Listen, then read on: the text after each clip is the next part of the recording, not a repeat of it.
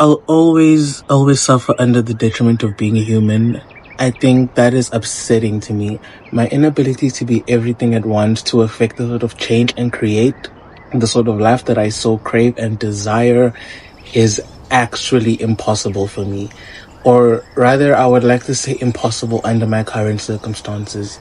I would like to think, and I do think, and I ponder, and I reflect, and introspect, and make up different scenarios where I have different resources at my disposal and I can affect the sort of change and have the sort of discussions that I want to have, but it all seems so impossible to me. My content suffers under what I would like to call the vacuum of capitalism that makes me feel devoid of feeling worthy of creating anything at all. I think, oh, what would it look like if I had an editing team for my YouTube? You know, maybe then I could actually have more of the philosophical debates and intersectional crippling anxiety chats that I would like to have. The other day at clinic, I saw a patient and I complimented her shoes. She had these nice Nikes on. This girl, I know this girl. She's the sort of girl who orders shoes online and she loves it. My friends are these girls. Goddamn, my sister's this girl. I'm this girl. And as I bonded and thought about how fashion and thought of media and had that whole monologue of, you think this doesn't matter to you.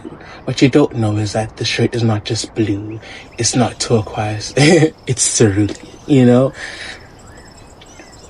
As I bonded with this person before telling them that actually what you thought to be a pregnancy is now your second miscarriage, I'm sorry to be the one to break this news to you. I thought of what that meant to be intersectionally bound and experiencing life in 2024 in a medical specialty that, I mean, obstetrics and gynecology, if you look at the history of it, and if you really look at the history of it and decontextualize, and I'm so glad we're having this mass awakening as people. I'm so glad of where society is at in terms of dismantling the deep-rooted patriarchy, I think. And I always say that it is unfortunate that it took the lives of so many Palestinian people for the world to actually wake up and do something about just inequality when faced with how rights are given to only some people. And me personally, something I struggle with is having people have these sudden realizations as if these aren't things that have been known. Like, it's people who have, I mean, they've been activists for years who are always pushing something. If they're not queer, if they're not black, if they're not of Middle Eastern descent, who have beautiful stories of how they've tried to build lives. You know, when we talk about the erasure of Palestinian people and we talk about the authors who and academics who have worked to create such history, and you think about how a direct opposition to that is how right now in Gaza, there's no university, you know, there's no hospital. It's so incredibly third eye opening to be able to look at a person on what would be one of the worst days of their lives as I let them know that their hopes of this pregnancy is just not going to happen. And I think about the women in Gaza who are giving birth without medication. And I think of the children, and I think of the grown people, and I think of the poets and the media people, and I think this life has to mean something. So I don't know who I could be with better resources, and that is something that I'm constantly trying to figure out. How I'm going to pass this final year of medicine honestly seems beyond me. I've had people ask me to turn to God, but I'm like, I'm sorry, there is no God. And I've tussled with myself for not having. I so wish I had faith in something. I so wish I had faith that something beyond me can carry me. And that's something that I try to find on a daily. You know, right now the tarot girlies are keeping me together. Shout out to the tarot girlies. You know, the tarot girlies, they are the girls I think they are. But as a person, I am extremely exhausted. And I'm just a girl. You know, I'm 24 years old, and I think about the socio-political, financial unrest, the health unrest of the state of the world for the past few years. Like, mind you, if you look at the South African context, from grade 3, I remember them preaching, like, you know, condomize. I remember them preaching HIV abstinence. I remember when South Africa mobilized to tackle HIV on a nationwide scale, and then the same with TB. I remember when we had the H1N1 breakout in 2008, and started pushing the narrative of washing hands and having to have these discussions with other 8-year-olds who are like, why are you always washing your hands? I'm like, bro, we're literally, they said there's viruses. Like, get up to code. Like, I'm exhausted at what life has had to offer so far. And I think a lot of us are, and I think everyone should be. But I genuinely hope that in 2024, everyone is at least using their reserve energy, should you have any. If you don't recover it, bestie, if you don't recover it, but I need everyone to understand that after 2024, the world will never be the same. We see white patriarchy crumbling, and that's beautiful, and that's amazing to see. But now is the time when we all need to focus on rebuilding our connection to spirithood and what keeps us tethered to earth. It's rebuilding our bonds with the people we love. It's rebuilding how we can view our lenses differently to sort of help and see what we can all do.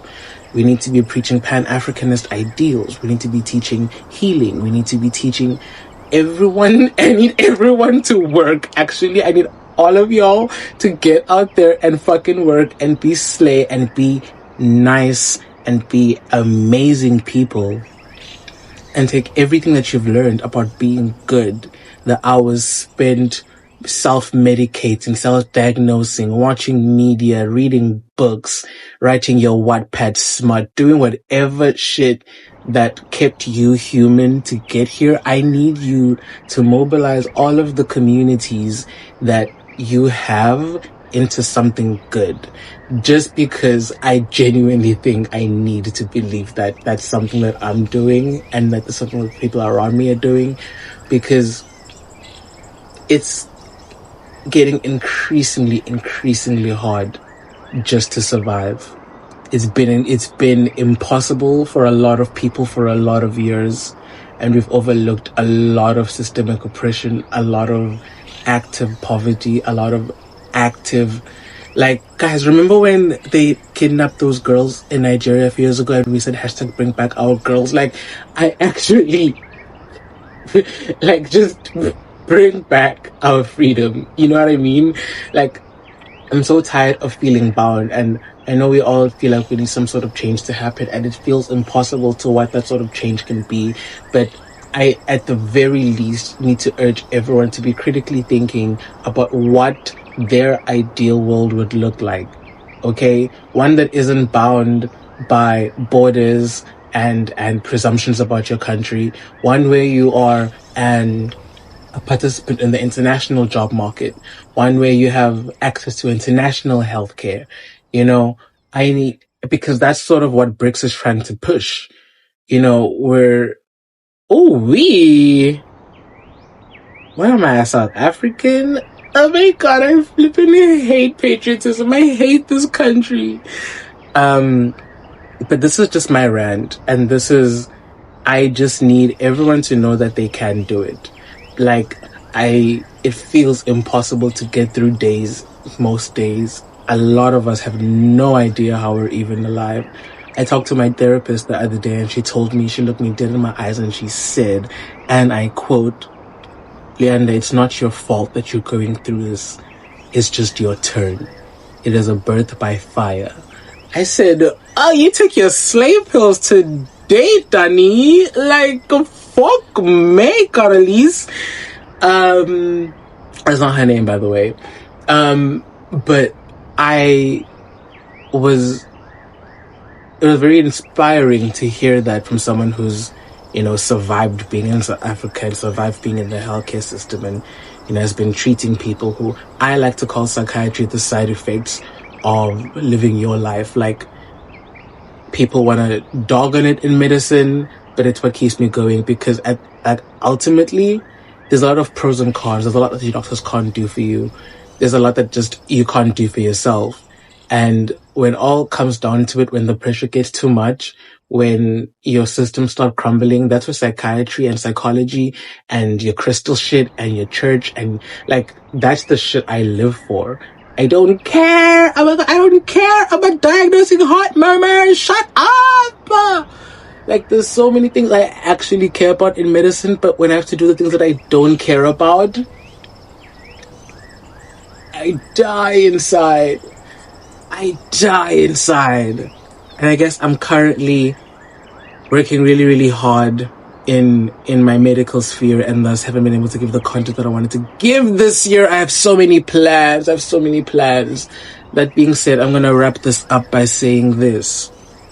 I genuinely believe in every single person listening to this to find strategic ways in order to get through the next not only few weeks, but maybe even a year. Let's give it a year by year basis, okay?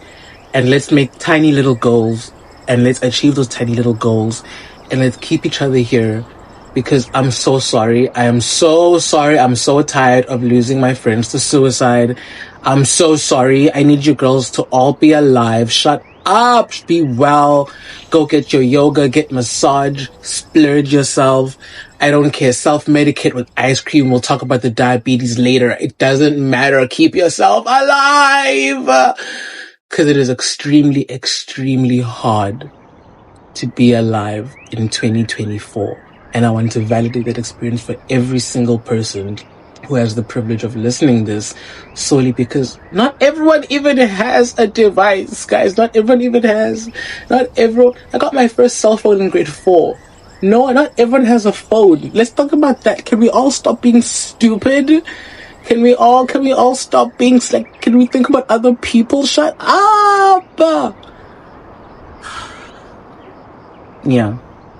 Yeah, I don't know where I'm going to put this. I want this to be on YouTube, but I also don't know what I want to put over this, because I'm not going to do a whole video. I'm probably going to find some way to strategically place some random videos of me breaking down and soaring and painting and interspliced with some current news and events. But oh my god, then I have to do research and go find the content. You see what I mean? I don't have time because tomorrow I have to go be a doctor. Shut up! I'm busy!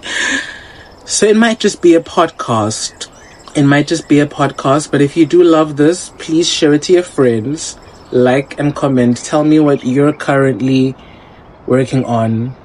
Give me a short goal, a very, very short goal that you think you can accomplish in the next week or two that you are working on. If it's downloading or starting a new podcast, if it's finishing a movie that's on your bucket list, I need you to give me one goal that you're planning to do in the next week, and come back here and be like, actually, oh my god, I kind of did that and it was kind of fun. I just need us to do the things that we need to do, because I have such a hard time doing the things that I need to do and want to do. So I need to set such small goals. So guys, just make me happy, okay? I need to see people achieving their short-term goals. I feel like Oprah. You go achieve a short-term goal. You go achieve a short-term goal. And we all get short-term goals. I have titty envy, by the way, and something you don't know about me. For those who don't, oh my god, there's some of you who actually don't know my story. Hi, my name is Leander. Okay, I'm 24. I'm apparently Zulu. Apparently live in South Africa. I don't really feel Zulu sometimes. Very non-binary, very queer, very the house down boots, but also very, very stupid. Very watch cartoons on Saturday. Very anime. That's what I am. I'm very kawaii anime girl, big titty med student. Oh my god, that's literally my brand. Shut up. Yeah, yeah. Um, so when I talk about having titty envy, and oh my god, the next thing I want to talk about is body horror. That's gonna be my next podcast. So yeah, tune in to the pod, like and subscribe the YouTube channel. Just do it. I swear to God, and turn notifications on, because whether I be posting a video, whether I be posting a podcast, I swear to God, I had something to get off my chest and I was losing it. Like I'm literally losing it. Like I'm losing it, guys. And I love y'all. So bye.